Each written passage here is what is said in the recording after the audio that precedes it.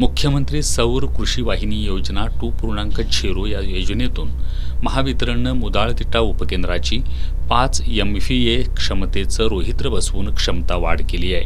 तर कडगाव उपकेंद्र तिरवडे इथं 4 मेगावॅट क्षमतेचा सौर प्रकल्प उभारण्यात आलाय.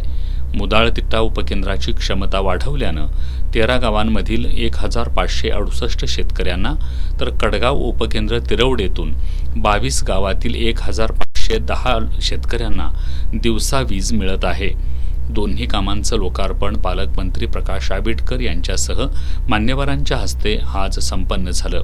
यावेळी केडीसीसी बँकेचे संचालक अर्जुन आंबेडकर, जिल्हा परिषद बांधकाम समिती सभापती सारिका नांदेकर, भुदरगड पंचायत समिती सभापती विक्रमसिंह पाटील, उपसभापती अरुणा देसाई, सदस्य धनंजय लाड, सुनील किरोळकर, मुदाळ सरपंच राजनंदिनी पाटील, तिरवडे सरपंच शुभांगी जाधव, मानसिंगराव पाटील, बाबा नांदेकर, महावितरणचे प्रभारी अधीक्षक अभियंता दत्तात्रय भणगे यांची उपस्थिती होती.